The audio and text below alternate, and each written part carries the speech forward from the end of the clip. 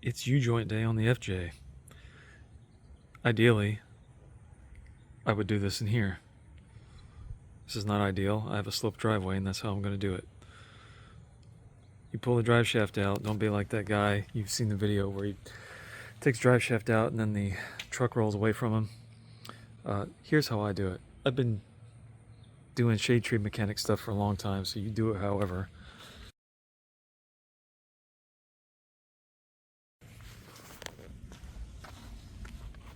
I put a chalk behind the rear tire, or both, but one will work. Come in here, put it neutral, let the thing roll back, okay, to where it's resting on that chalk. Then pull up your parking brake. Why do it that way? Because now all of the tension, all the bind is off of that drive shaft. So when you go to take the drive shaft out, the bolts aren't twisting, they're not biting your fingers. Now once you get under here, you're going to want to mark all this stuff with a paint marker that will really tick you off when you're trying to use it. But mark all the way from the shaft itself across both sides of the, of the coupler point of the drive shaft through the U-joint just as a point of reference, and then onto the flange of the axle itself or of the output shaft. That way you can get it all lined back up. Now, if these have never been off, I'm telling you right now, you're in for a treat. These are 14 millimeter here, so either you're going to wind up having to do the old double wrench trick or break out a secret weapon so you can get these busted loose if you've got room to get your impact up there. Yes, it's easier if you are on flat ground, so you can roll your FJ back and forth so you can get access to all the nuts. But if you're not on flat ground, you just got to do what you got to do. You can get them, just keep working on it. And if you are unfamiliar with the double wrench trick, this is what it is. Get your closed end on your nut up here, got your open end down here, and then take another closed end, hook it over the open end, and then you've got a whole bunch of extra leverage. The trick with this is not letting this wrench spin to the side, or if you're pulling it towards you like I am, not letting it hit you in the face.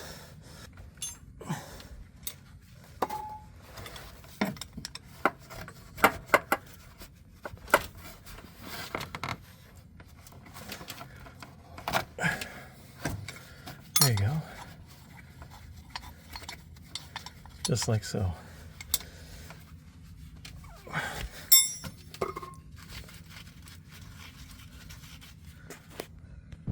Over here on the axle flange side, the nut and bolt head are both 14 millimeter.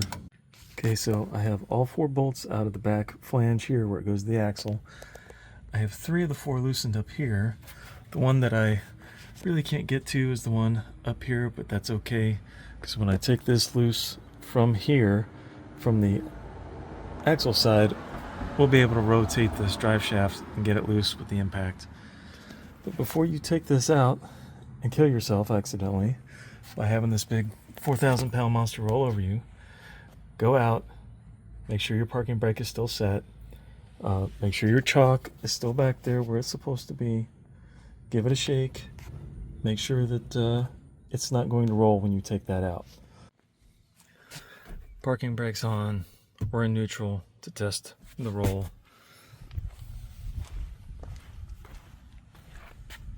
Chalk is in place. This big beefy guy ain't going anywhere. Now we can pull that drive shaft out. But steer clear of it. Make sure you don't get your ass run over. This is a helpful how-to video. Proceed at your own risk.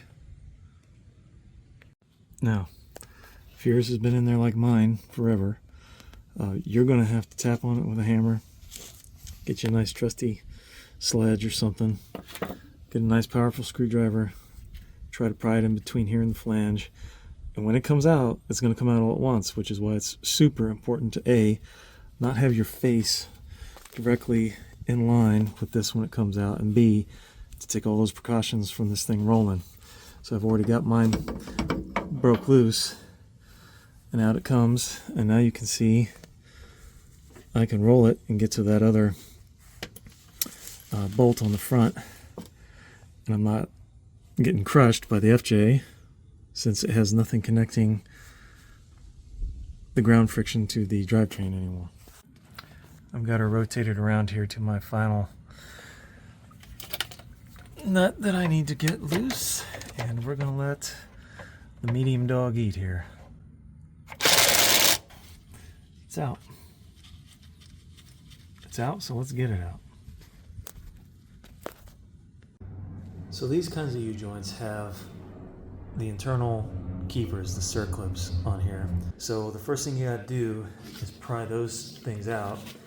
They're kind of difficult, but you just take a big old screwdriver. You can usually get one kind of started up and then hopefully knocked out.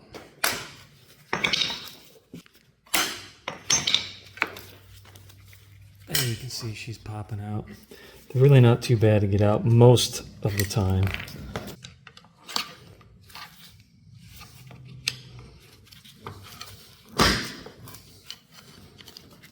Sure, it's easier in a vise.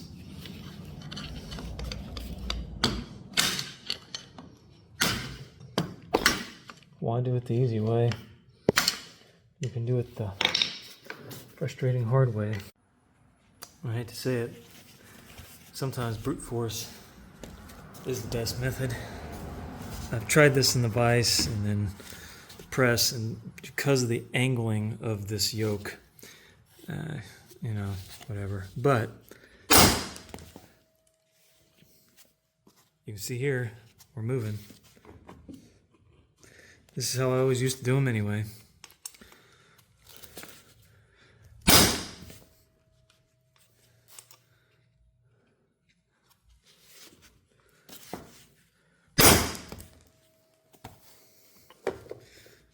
See, we're coming out, and then as soon as this cap, you can grab it with channel locks or whatever. We're gonna have to pound this out a little more.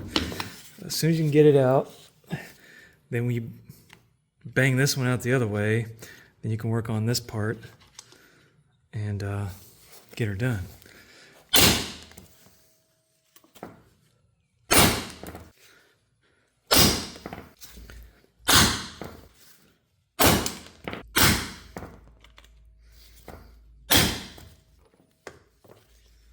Okay, now that guy's out. Now we got to do it the other way.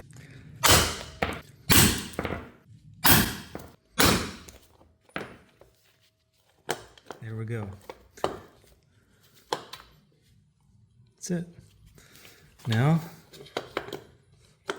should be able to weasel this son of a gun out of here.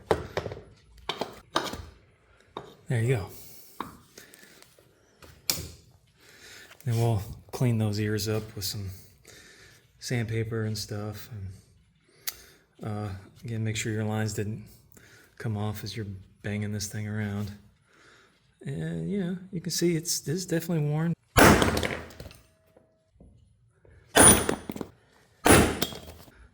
Got her out.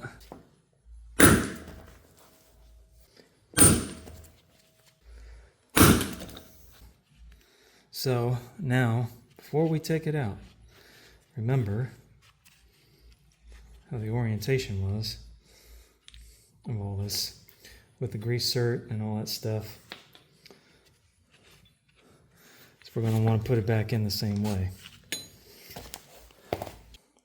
Now folks, I am proud today to tell you that this video, the only one I've ever done, is being sponsored by a company called Mako Driveshafts, who have so generously provided the parts for today's rebuild. I've been using these guys for a couple of years, off and on projects, BMWs, this Toyota. I believe I got some rear end parts for a Camaro from them, because you actually get customer service from these guys. If you have questions, they can suss a lot of the details out. Even before, the very first time I used them, I had questions on a BMW CV joint I was working on. Emailed them back and forth several times until I got the part that I needed, and they were very hard to find, that CV joint for that BMW shaft. In fact, I think Mako Driveshafts was the only one that I could buy it from other than BMW for about 9 times the price, literally.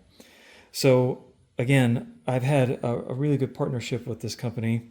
They're really cool. Their parts are better probably than anything you'll get at O'Reilly's or AutoZone.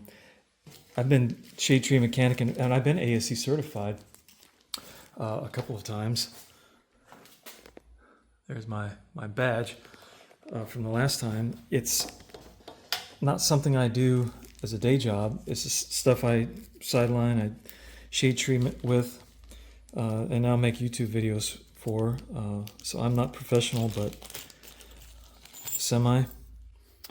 So with this kit, or with this U-joint, you get the 4 new circlips and you get the grease cert. So I definitely a huge thank you to Mako Driveshafts. Looks like this is the part number for your FJ GUT21. I'll put all this stuff, you know, like I always do in the description. You're going to need 2 of these to do your rear drive shaft. So now that we've got this one ready to rock and roll, we'll slide him out. We'll slide this one in, and you'll see I'll just lightly clean up those ears on the drive shaft and on this yoke.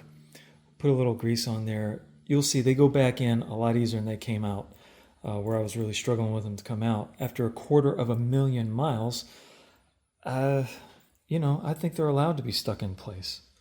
So this is stuff, I don't mind doing this. A lot of people, they're like, oh, I would never do this. I would never do it that way. Even got to use a little MAP gas on the ears to heat them up.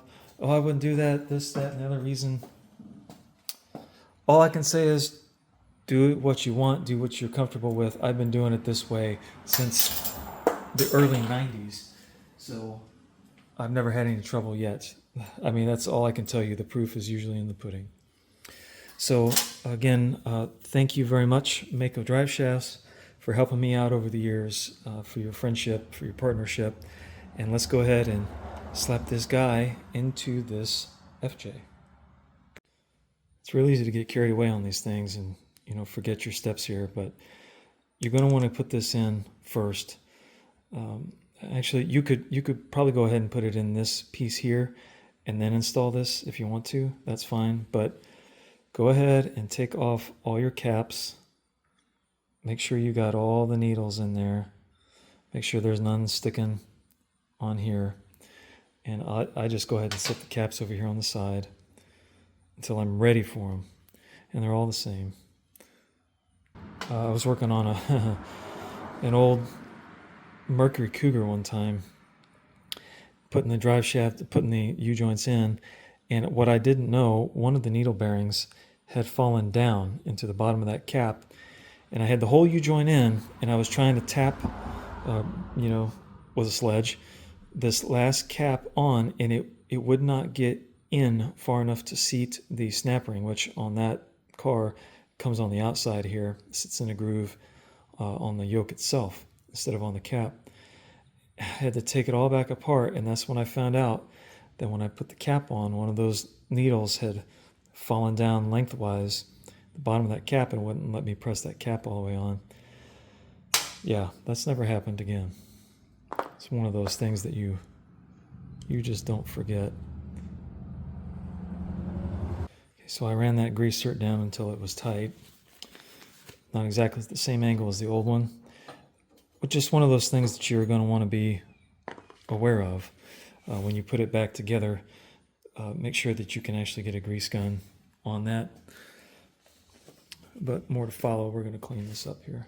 And just take a little bit of 320 grit.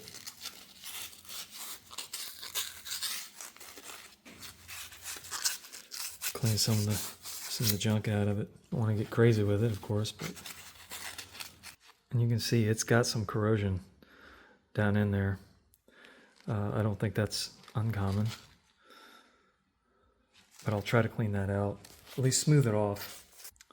So that looks pretty good to me. I'm gonna go ahead and start, making the sausage, if you will. We will take one. So it gets seated in there pretty easy. Before you do much more, you got to go ahead and get that guy started. And then get yourself another one lined up on the other side. As you are putting this together, I cannot stress enough how important it is to make sure that this thing is lined up in both caps. So as you're tapping, for example, on this one, as I'm tapping this one in, I am checking the alignment to make sure it's straight through the yoke. Push this cap in, slide this U-joint from up here into this one to make sure I've got good alignment with my needle bearings, like I was saying earlier. These things are going to want to angle in on you because of the way these, you can see these ears are not straight. Like they start up here and then they angle down. And that's the way every yoke is. So when you're putting these together, you just got to be super careful to keep everything lined up with these caps. Okay, you don't want to go too crazy until you make sure you've got everything lined up the way you want it to be.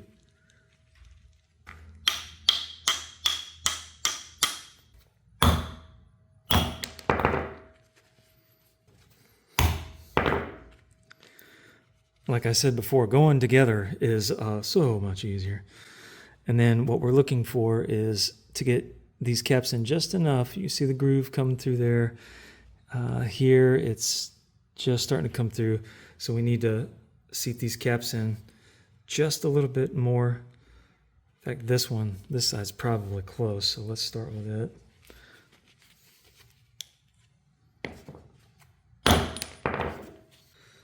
Putting these in.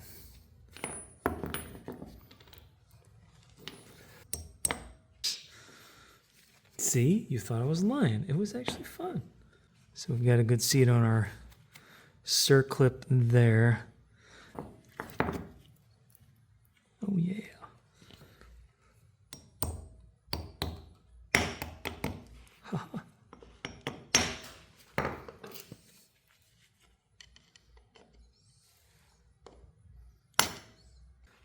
And we are getting there, my friends. And that is a nice smooth U-joint from Mako Driveshafts. That's freaking tight. I love it. Love it, love it, love it. I love new parts. Okay, back over to here we go. Clean it up. We're gonna grease it up. Put a cap in there. We're just gonna lightly tap it in there with the hammer and we'll be one joint down and one to go.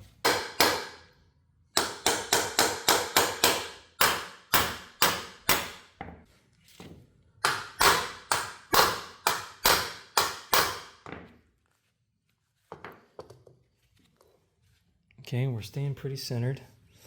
So now, let's go ahead and see if we can get this one to go. We'll tap it just slightly, right? And see if we can move this over into that cap. All right, so we're about back together here. Remember when you're putting this yoke back on here to line up your previous marks, you set the one cap, tap it down a little bit, slide in your U-joint. I tap this on a little more and then get your other one started here. And then use that method that I talked about earlier where you slide it this way, make sure it can get all the way down to the rubber seal on both sides. Because if you can't, as you're putting this in, you're gonna have to take the cap back off. Like if it's got just a little bit of a gap, maybe 1/8 of an inch gap between the end of the steel piece here and that rubber seal, trust me, take it back out. It actually happened again on this one, but it's no big deal because I've been through it before. I know what to look for. I'm just trying to save you, that headache. When this is all done, That's probably got us. Yeah, we can get a circlip on there. Give this another smack. That's tight as a too tight bathing suit and a too long car ride home from the beach. I like it. So, got one more to do down there. Process will be the same. And throw it back in there and see what we got.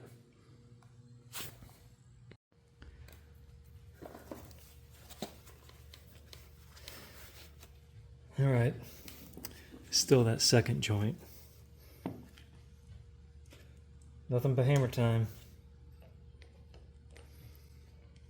I've screwed around with the vise, screwed around with the press.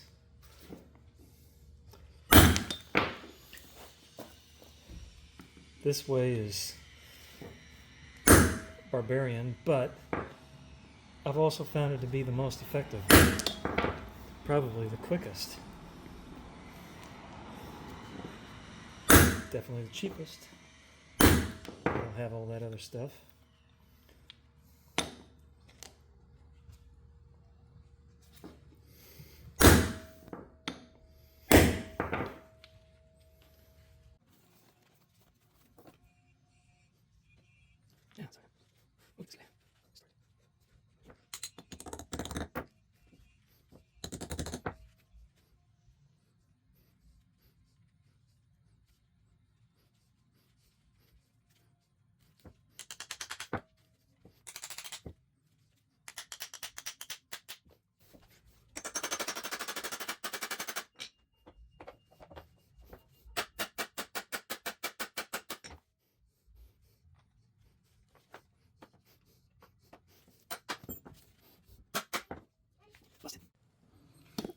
There we go, folks. Brand new, ready for use. We'll throw it back in the FJ. We'll throw some grease in the grease certs. Call it good. Okay, friends. Got it up there in position. Getting all the marks lined back up to where they were in relation to the axle and the transfer case. Got most of the bolts started. Remember to grease, while it's easy to do, grease these new U-joints. And of course I had to screw with the grease gun for an hour because it's out of grease and I never remember how to bleed them. And if you've ever screwed with a grease gun that's got an airlock, oh my god. So if you're having trouble with that, go watch my video on how to do that. Just kidding, I don't have a video for that. Go watch someone else's. Alright, so I'm going to go ahead and tighten all these down. I've got a Toyota service manual, and the appropriate torque on these is 65 foot-pounds. So that's what we're going to go for. Just kidding. I'm going to German torque it. You know, good and tight. Alright, so here's everything in torqued. Yeah, I got a torque wrench out here. I mean, I had to use something for a pillow. So, one other thing that I will mention here, is that these grease fittings inside here, there's the one on the rear. I did have to loosen them just a little bit so that I could actually get the grease gun on the Zerk. So you may have to, you know, move them one way or the other in order to get the Zerk to poke through here the way you need it to for your grease gun. But it was really no big deal. Even if you had to take the whole shaft off to lube it, you know, it's not the end of the world. Alright, so that's it. Okay, here we go for a little test drive. And yes, indeed, my FJ has 250,000 miles on it.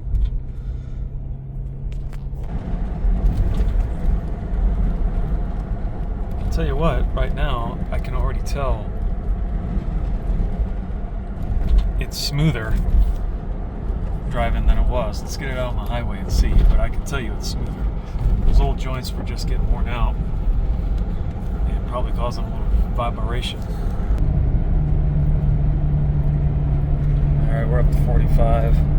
Man, it is amazing how much vibration I was getting out of those old U-joints. This is driving a lot smoother than it did. All the wear and tear, you know, they get out of balance and uneven over time. So if you have 250,000 miles on your U-joints, it's probably time to change them, even if they're not making noise. These ones I took out in this video were not making any noise. But as I said earlier, the proof is in the pudding. So it was definitely worth changing them out, even though it was kind of a pain. But it also isn't rocket science. It just takes a little force. So go ahead and just do it. Get it done. It's worth it. Big thank you to Mako Driveshafts USA again for hooking me up. Check them out. They will treat you right. Thanks for watching.